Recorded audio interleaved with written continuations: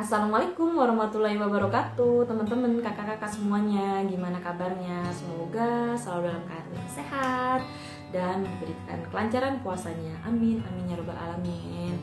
Ini aku udah lama banget nggak buat video teman-teman karena aku punya kesibukan jadi nggak sempet. Tapi ini langsung aja ya teman-teman, aku mau jawab pertanyaan yang ada di vlog aku tentang penerimaan seleksi dosen. Biar nggak terlalu panjang durasinya, ini aku langsung to the point aja ya teman-teman. Ada banyak banget pertanyaan yang ada di vlog dosen aku itu teman-teman. Nah, ini yang aku ingat beberapa pertanyaan mengenai seleksi dosen. Yang pertama itu ada teman-teman menanyakan tentang bagaimana waktu melamar dosen, nunggu lowongan buka atau langsung melamar sebagai dosen di kampus tersebut atau gimana kayak gitu. Nah, sebenarnya ya teman-teman, ini ada dua versi. Waktu itu aku sebelum nikah, aku itu melamar pekerjaan dosen itu pada saat lowongan dosen itu dibuka di kampus tersebut.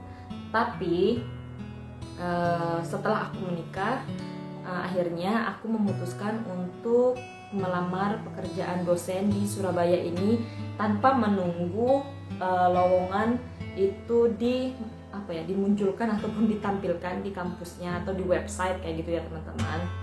Nah, waktu itu sebelum aku menikah itu aku diterima di salah satu universitas swasta di Batam, tapi setelah aku menikah aku memutuskan untuk mengundurkan diri dan mencoba mencari pekerjaan di Surabaya. Nah, pada saat aku melamar pekerjaan dosen di Surabaya, teman-teman, itu aku nggak nunggu lowongan dulu, aku langsung sebar semua lamaran aku di kampus yang ada di Surabaya. Dan alhamdulillah, aku diterima di salah satu universitas swasta yang ada di Surabaya.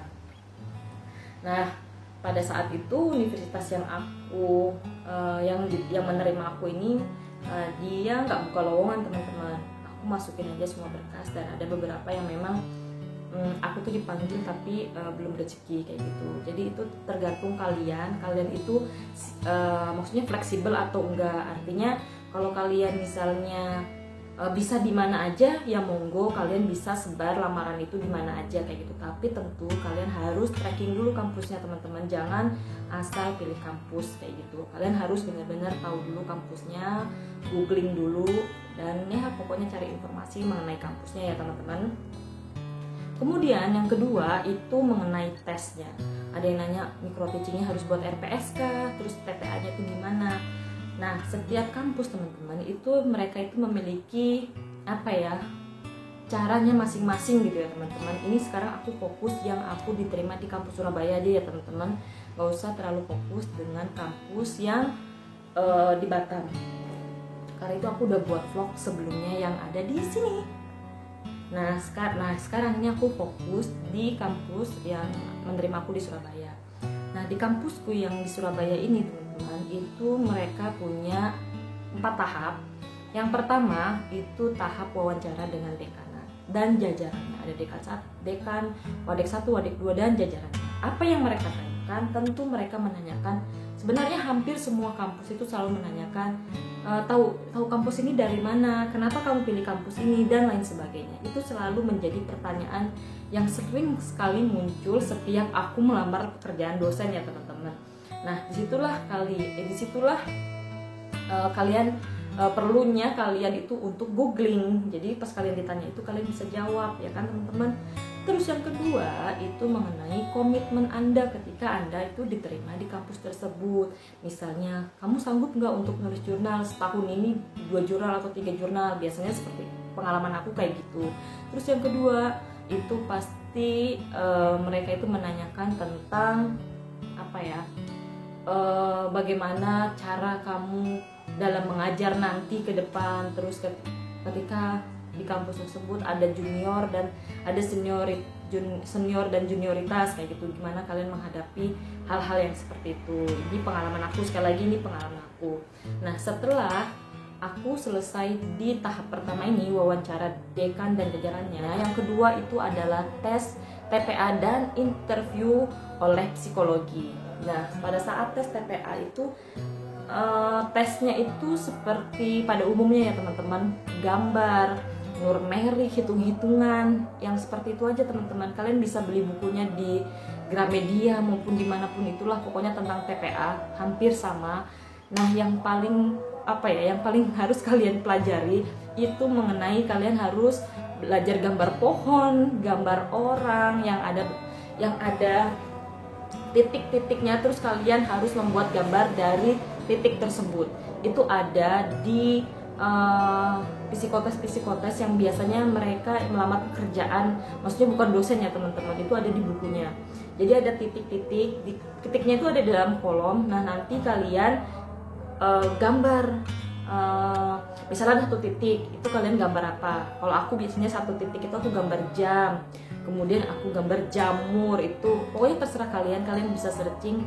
Aku nggak tahu itu apa yang nama tesnya, lupa aku. Terus ada juga tes koran yang kalian hitung dari atas ke bawah itu. Nanti kalau misalnya ya tes koran namanya itu ya, nanti mereka bilang stop, kalian harus stop kayak gitu. Terus aku juga diwawancarai dengan psikologi. Apa yang ditanyakan oleh psikolog yaitu kepribadian kita. Jadi kita jujur aja. Misalnya mereka itu menanyakan tentang ketika ada masalah, misalnya ada orang nih ngomongin kalian, apa yang kalian lakukan untuk menyikapinya dan lain sebagainya. Itu pasti masing-masing orang beda jawabannya kan ya teman-teman. Nah kayak gitu. Terus yang ketiga itu adalah saat itu aku tes medical check up. Nah medical check up ini kita disuruh cek darah, cek mata, urin dan semacamnya lah, sejenisnya lah. Karena medical check up pasti teman-teman pada tahu ya. Yang terakhir itu adalah tes dengan rektor dan jajarannya. Apa yang ditanyakan? Yang ditanyakan yaitu komitmen kita ketika diterima di kampus tersebut. Seperti itu aja teman-teman, ditanyain ya berkaitan dengan jurnal dan lain sebagainya. Nah pada saat itu aku itu tes mikro teachingnya ya teman-teman, nanyain apakah harus membuat RPS. Nah setiap kampus itu teman-teman itu beda-beda.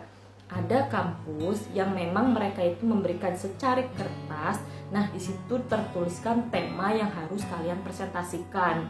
Misalnya temanya tentang misalnya tentang arbitrase gitu, karena saya hukum ya, arbitrase, maka kalian mempresentasikan arbitrase gitu. Tapi ada juga kampus yang memang membebaskan kalian untuk mempresentasikan apa saja, termasuk kampus yang menerima aku di Surabaya ini. Mereka juga menyuruh aku presentasi tanpa diberikan tema, jadi terserah aku mau presentasi apa. Nah untuk presentasinya pakai bahasa Indonesia atau pakai bahasa Inggris itu juga tergantung pengujinya. Kalau mereka menguji kita pakai bahasa Inggris ya kita harus siap. Jadi sebelum kalian tes micro teaching, sebaiknya kalian sedikit-sedikit belajar bahasa Inggris. Karena aku juga waktu pada saat aku disuruh presentasi micro teaching itu kan mengajar, nah itu aku disuruh pakai bahasa Inggris gitu teman-teman. Mereka juga nanyanya pakai bahasa Indonesia dan bahasa Inggris, terserah para juri intinya gitu teman-teman. Terus yang kedua, apakah pada saat kita micro teaching kita harus membuat RPS? Juga tergantung dari kampusnya teman-teman. Pengalaman aku nggak disuruh buat RPS teman-teman. Aku langsung mempresentasikan, membuat PowerPoint dengan poin-poin yang memang aku mau presentasikan dan presentasi, udah gitu aja, dan ada tanya jawab gitu teman-teman. Jadi intinya setiap kampus itu pasti memiliki caranya masing-masing. Nah yang paling penting kalian itu menurut aku itu harus menjadi diri kalian sendiri. Terus kalian harus jujur dengan CV kalian, karena mereka itu biasanya mengkonfirmasi CV kalian. Misalnya kalian pernah nggak nulis jurnal, mempublish jurnal, itu biasanya kan itu ditulis dalam CV ya. Kalau misalnya kalian itu mempublish jurnal di mana, mereka itu akan pada saat itu juga akan tracking nama kalian, ada nggak misalnya nama kalian di jurnal itu. Jadi jangan sesekali kalian berbohong tentang achievement kalian di CV kalian, karena nanti kalian lupa pas mereka tanya, kalau kamu udah tulis ini tapi sebenarnya kamu nggak pernah punya pengalaman itu. Jadi kalian harus menulis CV itu sejujur-jujurnya. Dan apa ya, semoga teman-teman ya yang mau melamar pekerjaan menjadi dosen jangan patah semangat, terus berusaha, karena setiap orang itu punya rezekinya masing-masing, dan Allah itu pasti memberikan sesuatu kepada kita itu dalam waktu yang tepat menurut Allah dan tempat terbaik menurut Allah. Menurut kita kampus ini gini gitu, tapi menurut Allah itu bukan yang terbaik buat kita. Jadi ya kita harus ikhlas kayak gitu ya teman-teman. Jangan pernah patah semangat. Bukan berarti aku itu nggak pernah down ya teman-teman, karena aku juga pernah down, tapi ya udah, coba kita mengikhlaskan semuanya. Pasti ada hikmahnya. Allah kasih kita nggak diterima di sini, itu pasti ada hikmahnya juga. Bukan aku sok mengajari, cuman aku punya pengalaman juga dimana aku juga merasa aku tuh down gitu teman-teman. Tapi ya gimana caranya aku tuh nggak patah semangat gitu dan ikhlas gitu. Kalau misalnya ya udahlah, terserah Allah yang mana yang terbaik, aku pasrah dimanapun itu gitu teman-teman. Tapi ya tetap kita berusaha, minta sama Allah semoga dimudahkan dan dilancarkan semuanya. Semoga ini bermanfaat ya buat teman-teman. Misalnya ada pertanyaan teman-teman yang belum aku jawab, kalian boleh komen di kolom komen aku. Kalau misalnya aku nggak bisa buat video, mungkin aku akan jawab langsung di komen kalian semua ya teman-teman. Semoga ini bermanfaat buat teman-teman semua, dan para pejuang dosen semangat. Aku akhirin ya teman-teman. Assalamualaikum warahmatullahi wabarakatuh.